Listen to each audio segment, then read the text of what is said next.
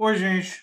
Essa notícia chegou até mim através da Mariângela, que faz parte dos membros do canal, não é? Trazendo a informação de que a Câmara derrubou o veto de Bolsonaro sobre a profissão de historiador, ou seja, historiador está garantido como profissão. É claro que isso tem um valor simbólico e pode ter um valor prático, a gente vai falar um pouco sobre isso. Para quem não sabe, acho que a maioria de vocês sabem, não é? Eu sou licenciado e bacharel em História, essa foi a minha graduação na Universidade Federal da Bahia, e meu mestrado também foi em História Social. Eu acabei fazendo doutorado em Saúde Pública, mas seguindo uma pesquisa histórica, né? Uma pesquisa de História Política da Saúde. Então, eu nunca perdi esse contato com a história, que é a minha formação inicial. Quero agradecer a Mariângela pelo link, pela informação. Ela mandou para mim uma fala da Jandira Fegali defendendo exatamente isso, né? E o governo Bolsonaro queria vetar a proposta que regulamenta a profissão do historiador, mas eles foram derrotados. Então vamos lá. A Associação Nacional de História e muitos historiadores comemoraram nessa quarta-feira a derrubada na Câmara dos Deputados do veto presidencial que proibia a regulamentação da profissão de historiador. A Associação Nacional de História informa a todos e a todas que na data de hoje, 12 de 8 de 2020, foi derrubado o veto 10. Vencemos! Em tempo de tantas tristezas, a data de hoje nos faz crer que dias melhores certamente virão. Continuaremos no combate, publicou a entidade no Twitter, aqui a publicação da AMPU, né? E a regulamentação da profissão de historiador e historiadora, né? É exatamente isso, né? O deputado federal Marcelo Freixo, do PSOL, também comemorou a derrubada do veto presidencial. Vitória, derrubamos o veto do Bolsonaro que proíbe a regulamentação da profissão do historiador. Não querer historiadores é a cara de um presidente que ignora as memórias do nosso país e quer boicotar o futuro. Nossa história não vai ser apagada, Bolsonaro. Não vai ser apagada, Bolsonaro.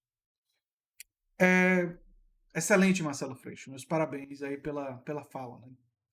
O Poder Executivo havia publicado no Diário Oficial, no dia 27 de abril, o veto integral da proposta de regulamentação da profissão de historiador, proposto pelo senador Paulo Paim, do PT.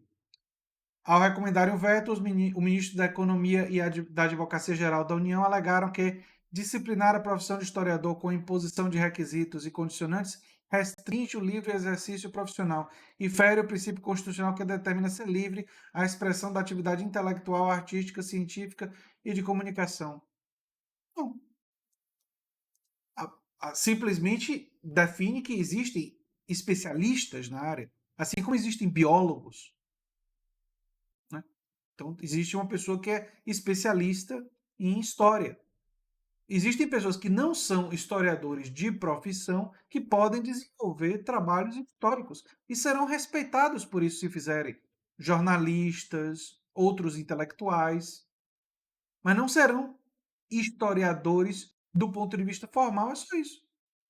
Isso impacta em concursos e em outras áreas. E para aqueles que se formam em história, tinha uma questão justamente definida aí, em relação à disputa, em relação a concurso e tudo mais. Para quem não sabe, muitos concursos de história têm assim, uma concorrência gigantesca, inclusive porque acabam absorvendo também pessoas que estão concorrendo de outras áreas, né? Vamos lá. No entanto, a regulamentação da profissão é uma luta dos historiadores. Regulamentar a profissão é importante, inclusive para que órgãos públicos possam fazer concursos para a contratação desses profissionais. Assim, a matéria meio que repete o que eu já tinha falado, mas eu conheço essa luta de outros carnavais. Né? Acabamos de derrubar o veto de Bolsonaro, a regulamentação da profissão de historiador.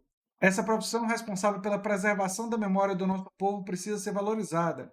Uma viva para esses trabalhadores, ainda mais nesse momento de negação da história, celebrou a deputada Natália Bonavides, do PT. Obrigado, Natália. Como historiador, agradeço as suas gentis palavras. Eu não quero dizer assim que foi uma grande vitória, porque nós vivemos num momento em que grandes vitórias precisam acontecer, especialmente na área de saúde. Nós estamos no meio de uma pandemia. Precisa acontecer na área de economia, porque boa parte do nosso povo está sofrendo. Mas embora não tenha sido uma grande vitória do tamanho da que eu gostaria de ver, foi uma vitória. E ela tem o seu valor e tem sua importância, sim. Então, agradeço a todas as pessoas envolvidas como historiador por essa vitória, por derrubar esse veto do Bolsonaro. Um veto que demonstra a desconsideração dele com as ciências humanas em particular, mas com as ciências em geral também. Alguém que, como vocês sabem, gosta muito de ficar fazendo elogios à ditadura militar, e eu, como uma pessoa que estudei a ditadura militar, tanto no meu bacharelado, como especialmente no meu mestrado e no meu doutorado, eu tenho plena consciência dos problemas do autoritarismo. E como o autoritarismo, seja ele de qual forma for, precisa ser fortemente combatido. Às vezes, no debate, algumas pessoas do campo progressista ficam chateadas quando eu demonstro uma condenação veemente aos regimes autoritários do campo da esquerda, né? E acham que eu estou sendo exagerado ou alguma coisa assim. Eu penso de uma forma bem diferente. Eu acho que nós temos que ser muito rigorosos com e duros e críticos de toda forma de autoritarismo.